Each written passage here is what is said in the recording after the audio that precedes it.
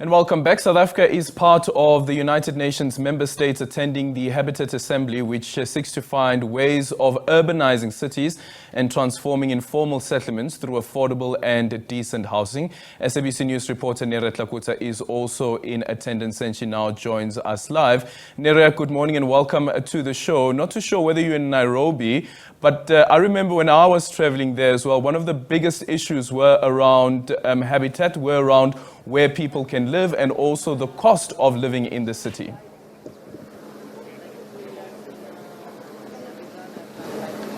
Good morning to you, Aldrin, from Nairobi, Kenya. Of course, when you do look at this area here, people have been complaining in terms of transforming informal settlements for that matter. You must remember that Kenya is home to one of the biggest slums in the world, which is Kibera. So you can see that this national, the habitat itself, the UN Habitat Assembly, is coming at a time where this country, like the president was saying, that this country is now dedicated to transforming the lives of Kenyan people. You must remember that the UN Habitat Assembly, the aim here is for countries to try find ways to transform the lives of those that still live in informal settlements and also just transform informal settlements, or also known as slums. Countries here, including South Africa, will be basically tabling on their plans as to how they will ensure that the poor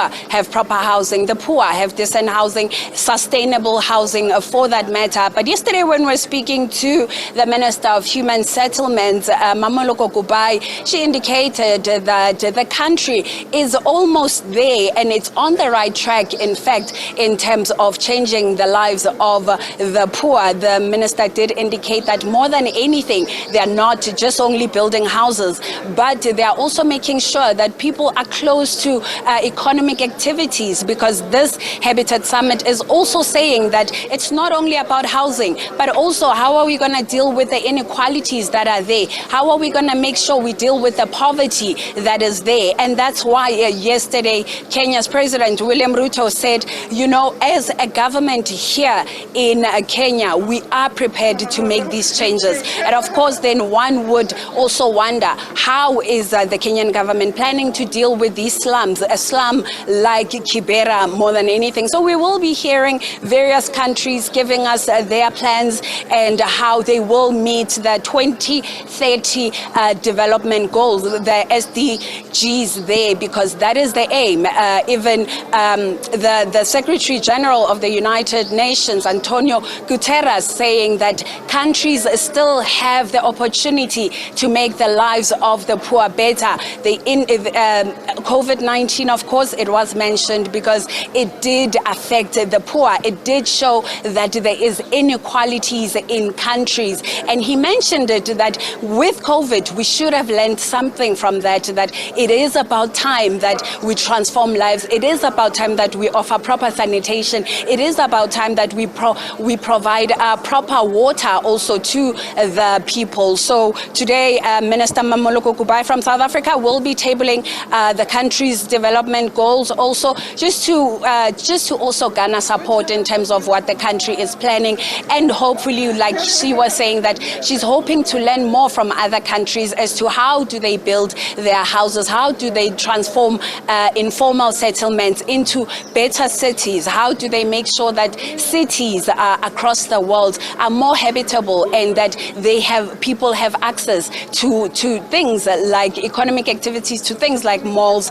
just basically have where people are saying that they can live better, and so that it is not a matter of some have and some do not have. So that is what the Habitat basically will be mulling over for the next 5 days. And of course, people are saying they're hoping this is not only a talk shop, but there will be sustainable decisions that are coming out here, especially decisions that will, at the end of the day, benefit those that are poor, benefit those that are in this unequal society.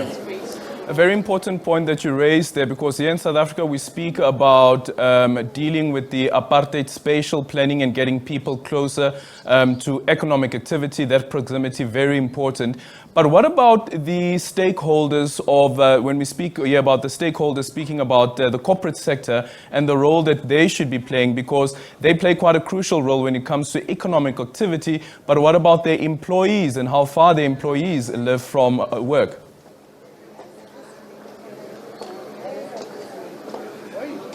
And that is exactly, Aldrin, what the minister was also indicating yesterday, that they need the private sector to work with them, because all these plans, all these sustainable development goals will not be met without the help of the private sector.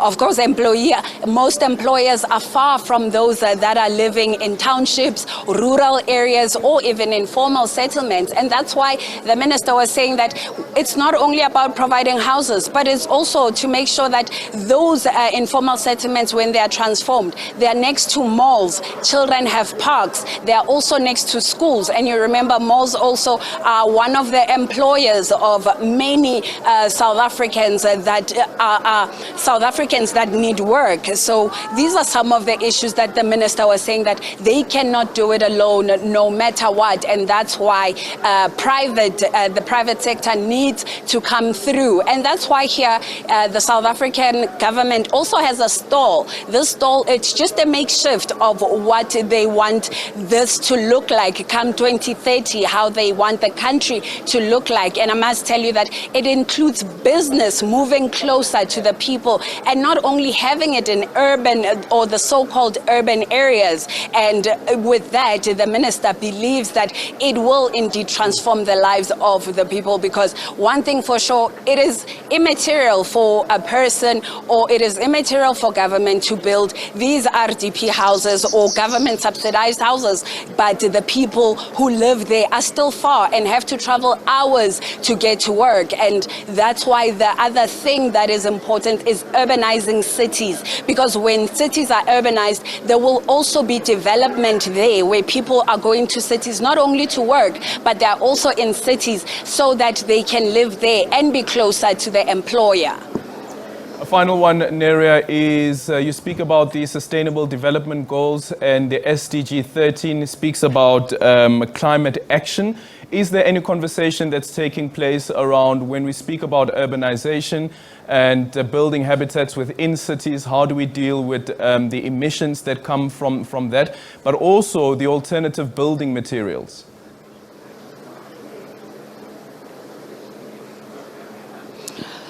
In fact, the issue of climate change was touched a lot. Let me just start from the South African perspective, where the minister was saying that when we talk about climate change, we mustn't only talk about clean energy. We must also remember the billions that we need so that to deal with climate change and how it's displacing people. And one thing that came out of this habitat was the fact that if cities are urbanized, then we will not have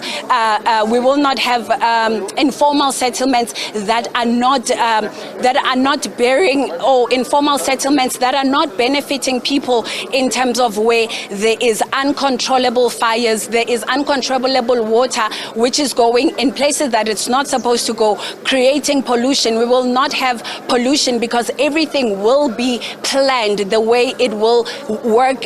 They will be able to work around it, and that will help in terms of pollution in the air. And the one thing again that it was mentioned here in the summit is that when we talk about climate change, we must not see it as a far-fetched concept, but it is in the little things that governments do so that they can transform the lives of the people. And they were saying we cannot cancel it, or we cannot just forget about climate change. And if you remember, in South Africa, because of climate change and natural disasters, people in KZN were displaced because of the floods. And that's why the view here on the ground is that when we deal with all these issues, we must see how it will affect them, especially when we build houses. Which bricks are we going to use? How are we going to make these houses affordable and sustainable, and also not a danger answer to the climate. So those are some of the issues, and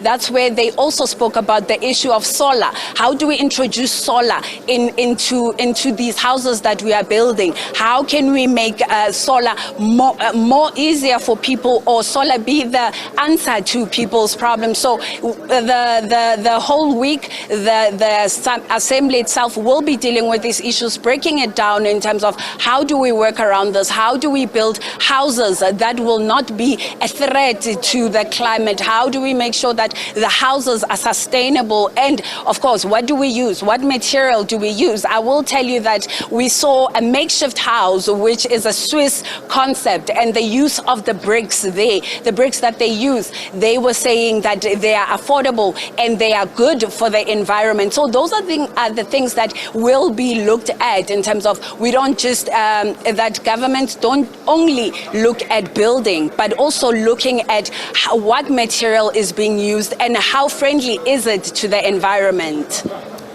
Thank you so much for your time, Neria Hlakotsa, the SABC News reporter currently in Kenya, in Nairobi, where the Habitat Assembly is taking place. Of course, it's taking place for 4 days. It started yesterday and expected to conclude on Thursday.